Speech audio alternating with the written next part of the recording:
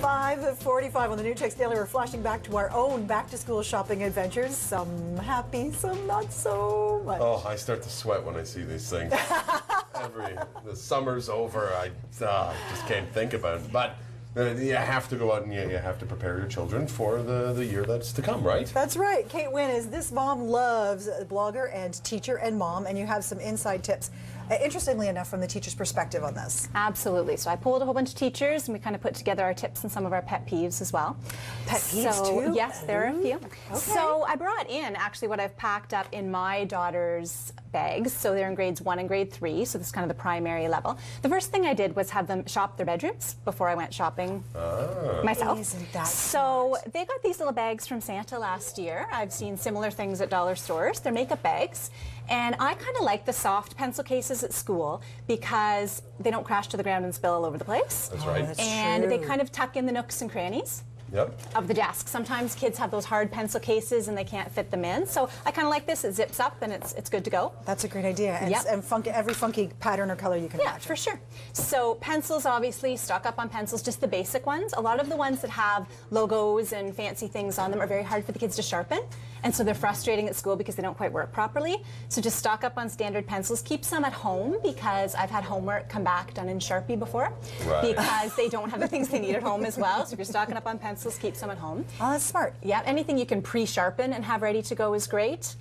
Fair enough. I know my daughter's grade 1 teacher recommends the Crayola twistable products that they sharpen as you twist them, and they come in crayon form or pencil crayon form for the kids who, if you don't want them to be sharpening all the time. Pencil sharpener for your kids is a great idea to have their own to keep in their pencil case as well. One That's with a cover true. on it. Yes, please. The ones that That don't have holds covers, its they have to own. go over to the garbage can and get distracted on the way over and the way back. So Exactly. that's a really helpful thing to have. Yeah, good idea. Scissors are good glue. We have these things in classrooms, of course, but it's nice for kids to have their own. My daughter's a lefty, my 8-year-old. I found good scissors for her at Staples. Okay. If anyone's looking for left-handed things, because a lot of times classrooms I hadn't don't thought of have that. the ones for the lefties. Okay. So yeah, so that's But the something younger that you might are, want as well. you have to be careful what kind of scissors you're getting. Right? Absolutely, like little safety scissors for the younger ones, and then the Yeah. older ones can get sort of the more adult type for sure. Okay. Yeah, calculators. So my grade 1 daughter won't take a calculator to school, but I know as a grade 3 teacher, it's in the curriculum to do calculator skills.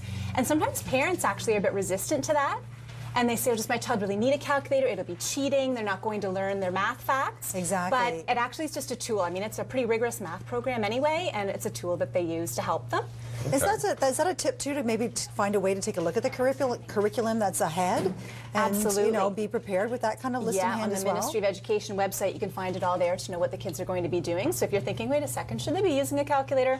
You can look there and see it for sure. Now, teachers of older kids want parents to know that the calculator should be separate from the iPod or the phone, because I mean, we have very tech-savvy classrooms now, but we're not quite ready to have them on their phone during math tests. So they do need to have something. But I mean, for elementary school, dollar store models work just fine. It doesn't have to be anything expensive. So this is definitely a good way to prepare, especially a younger kid for the first day of school. But are there going to be other things that they're going to need progressively throughout the year, must-haves? Well, it depends, and that's why you can save some money by waiting for lists from the teachers too, because I mean, these are basics and I know that my kids will use them. But for example, in high school, they want you to have different colored binders for each subject. They recommend that, having your dividers, having your paper. Whereas at elementary, if kids bring in binders, I ask them to take them home again, because we don't need them, we don't have room for them, they can't fit in their Wow, okay. desks. So sometimes different teachers will have different requirements, so it's a good idea to wait.